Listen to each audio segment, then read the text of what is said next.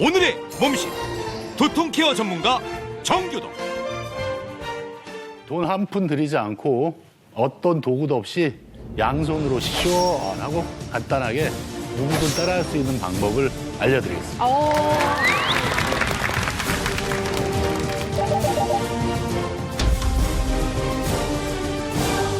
현대인들 정말 많이 앉아 계시거든요. 네. 앉은 자세에서 정말 쉽게 따라할 수 있는 방법을 알려드릴게요. 지금 소파에 앉아 계신 분들 딱 손을 쫙 앞으로 펴보시고요. 자, 목에다 이렇게 딱 갖다 대세요. 자, 소파 뒤에 팔걸이에다 딱 대시고 이렇게. 약간 건방지게 해도 건방지게. 되나요? 우리가 TV 볼 때 TV 보면서 이 자세. 이 자세죠. 이 자세로 딱 해서 엄지손가락을 튕겨주세요. 근육을 툭툭.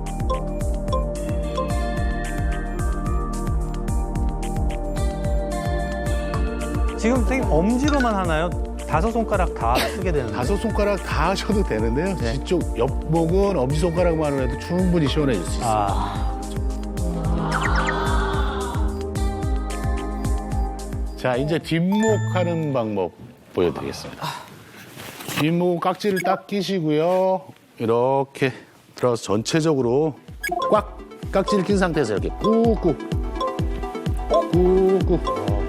마사지기식 움직이듯이 쭉. 손에 이쪽으로 이렇게 이쪽으로 너무 좋은데요 이거? 네. 자, 이제 엄지손가락도 딱 펴보시고요. 자, 위에서부터 엄지손가락으로. 쭉 밑으로 내려갔다가 다시 쭉 한번 올라와 보세요. 오. 다시 쭉 올라왔다가 다시 밑으로 쭉 내려가 보세요. 자, 다시 이제 또 주물러 주세요. 이제 꾹꾹 감정 실어서 시원하게 되게 시원해지십니다. 진짜 시원하다. 손이 안 닿는 사람은 다음에 해도 되죠?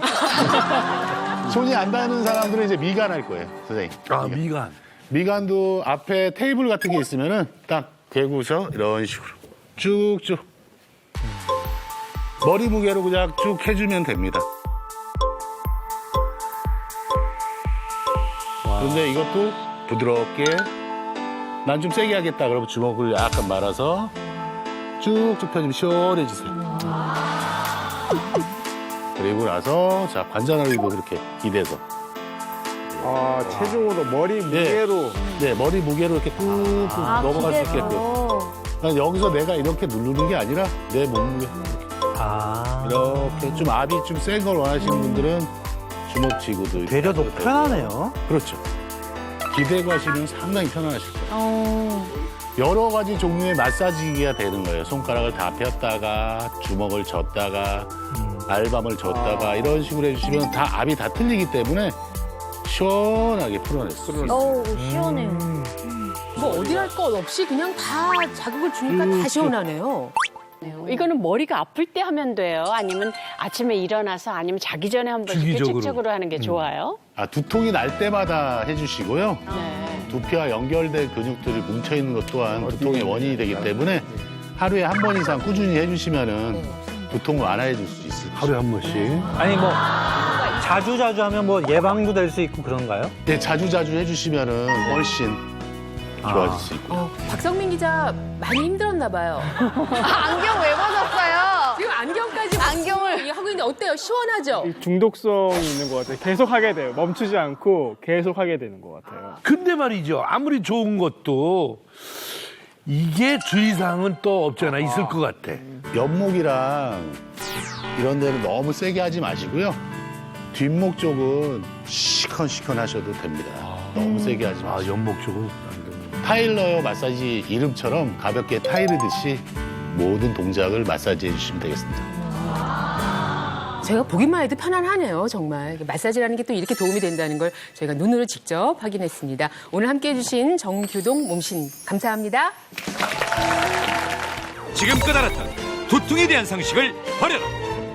오늘의 몸신 주치 신경과 교수 김병호. 머리가 아프면 머릿속에 있는 뇌가 아프다고 생각하시는 분들이 많으세요. 하지만 우리 몸의 뇌 세포는 사실 통증을 느끼지를 못합니다. 뇌를 둘러싸고 있는 막이나 그 안에 있는 혈관, 신경 그리고 두피에서의 자극에 의해서 발생하는 통증입니다. 나는 불행하다고 생각했거든요. 왜 나한테 이게 왔을까? 근데 그 정확한 원인이 따로 있나요? 두통의 원인 질환은 약 300여 가지로 두통의 원인이 되는 질환은 굉장히 많습니다. 그만큼 두통의 발생 원인과 양상이 복잡하다는 이야기죠. 오늘 제가 알려드리는 두 가지만 명확히 알고 있어도 두통에 대처할 수 있습니다. 1차성 두통과 다른 질환 때문에 생기는 2차성 두통입니다. 아마 다 이상이 없다고 이야기를 들으셨을 겁니다. 하지만 일상생활에 굉장히 장애가 많거든요. 특별하게 뇌에 이상이 없다 그래도 이거는 병인 것입니다. 전체 두통 환자의 95% 이상이 다행히 1차성 두통입니다. 다행이라는 거는 그 두통이 심하지 않다는 이야기가 아니라 그것 때문에 죽지는 않는다 이런 말이고 1차성 두통은 가장 흔한 것이 두 가지가 있는데요. 긴장형 두통하고 편두통입니다. 첫 번째 이제 긴장형 두통은 전체 두통 환자 중 가장 많은 분들이 겪고 있는 두통으로 머리를 끈으로 조이는 듯한 아니면 모자를 쓴 듯한 꽉 조이는 듯한 느낌의 통증이 나타나는데 주로 마음이나 근육의 긴장, 스트레스가 원인이 돼서 나타납니다. 그래서 오전보다는 스트레스나 피로가 누적되는 오후에 주로 나타나게 되는 것이죠. 그리고 잘못된 자세로 목이나 어깨 등의 근육이 긴장되어서 발생할 수도 있고요. 또 이를 앙다물거나 이제 미간에 주름을 잡는 인상을 쓰는 습관 등으로도 발생할 수 있습니다. 미간 부위에 3차 신경, 눈으로 가는 이제 신경이 분포를 하거든요. 그러니까 오랫동안 잘못된 자세, 찡그리거나 하는 자세면 그 신경에 자극이 가기 때문에 이게 이제 통증으로 뇌에서는 인식을 하게 되는 것이죠. 네, 지금 보시면 이제 저 파랗게 보이는 것이 바로 3차 신경인데요. 위치를 보시면은 아시겠지만 저 3차 신경이 분지가 3개라서 3차 신경입니다. 그래서 꽤 넓게 있네요. 첫 번째 분지가 보면은 바로 눈 위로 가잖아요. 그러니까 저희가 미간을 찡그리면은 바로 미간 근육이 저 신경을 자극하게 됩니다. 이를 악물게 되면은 저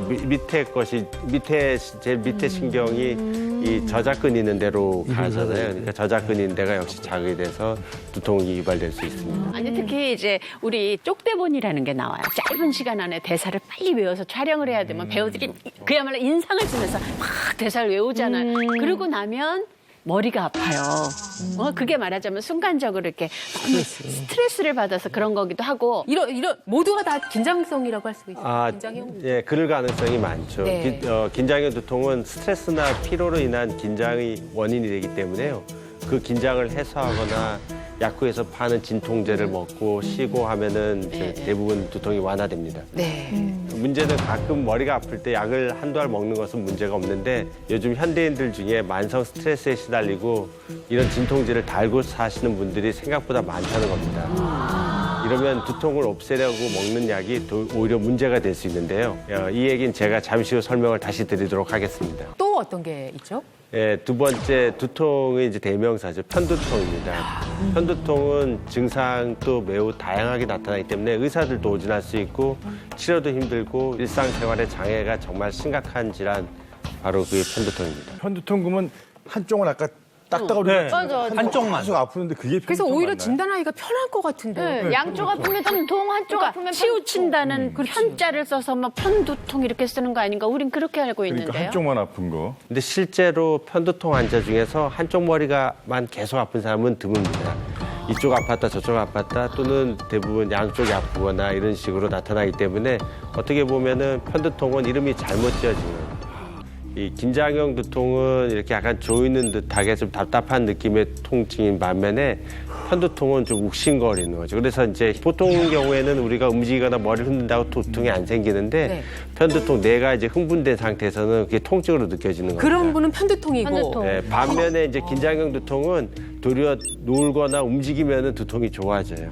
편두통은 시작되면은 최소한 반나절 이상 지속이 되고 그다음에 동반되는 증상이 다릅니다. 예를 들어서 울렁거린다든지 체하면 머리가 아프다든지 심한 경우는 토하기도 하고 빛이나 소리, 냄새에 대해서 예민해지고 그러니까 보통 머리가 아프면은 껌껌하고 조용한 방에 들어가서 그냥 들어가서 한숨 자게 되는 거죠.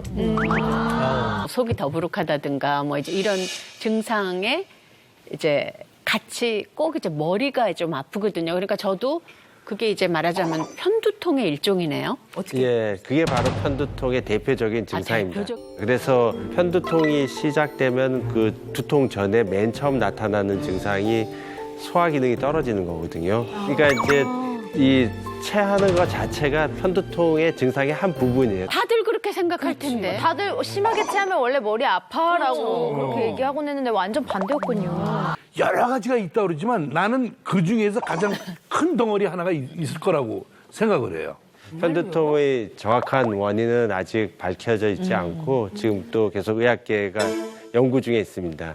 그러면 제가 어느 정도 원인이 확인된 이유들을 설명을 드리겠습니다. 첫 번째는 바로 호르몬 변화입니다. 특히 여성 호르몬은 편두통에 큰 영향을 주고 있는 것으로 확인되고 있는데요. 그래서 실제로 편두통 환자의 3분의 2 이상은 여자입니다. 특히 평소 때 멀쩡한데 월경 기간 전으로 두통을 호소하는 분들이 많으시거든요.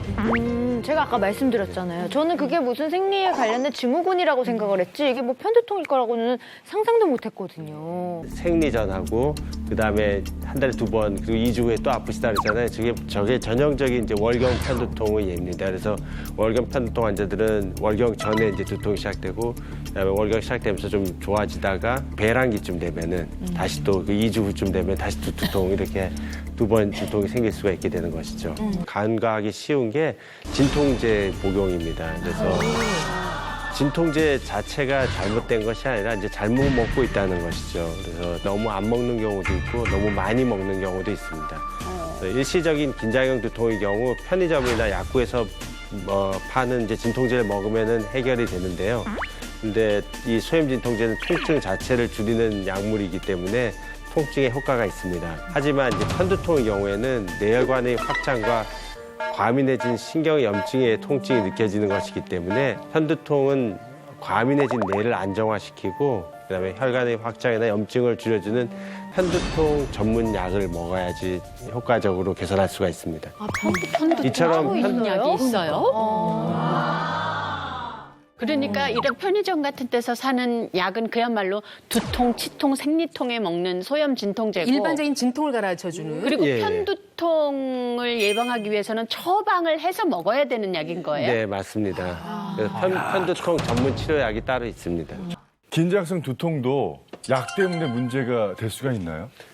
긴장성 두통 같은 경우는 좀 휴식을 취하거나 자기가 스트레스를 관리하는 방법을 잘 알면은 나가서 뭐 맑은 공기를 쐬고하면은 좋아질 수 있는데 편두통이나 긴장형 두통이나 이 두통을 효과적으로 예방하지를 않고 통증이 왔을 때 진통제를 자주 복용하게 되면은 신장이나 간에 안 좋은 영향을 미치게 되는 거죠.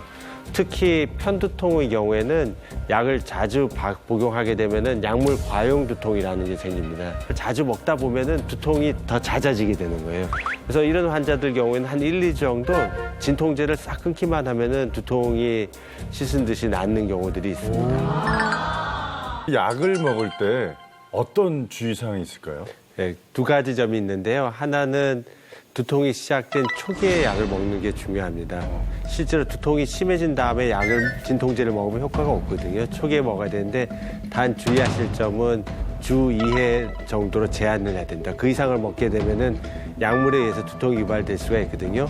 그래서 저희는 이제 말씀드리는 게 주 2회 이상 두통이 있는 경우에는 병원을 내방해서 예방 약물을 복용해서 두통의 횟수를 낮춰서 진통제 복용 횟수를 줄이는 것이 매우 중요합니다. 또 어떤 원인이 있을까요? 모든 불규칙한 생활이 두통을 유발시킬 수가 있습니다. 수면 부족뿐 아니라 늦잠이나 낮잠도 두통을 유발시킬 수 있고 과식뿐만 아니라 끼니를 거르는 것도 두통을 유발시킬 수가 있습니다. 그 외에도 카페인은 진통 효과가 있어서 편두통 환자는 커피를 자주 마시게 되는 경우가 많은데요. 하루 3잔이 넘는 커피는 금단 두통을 유발할 수 있습니다.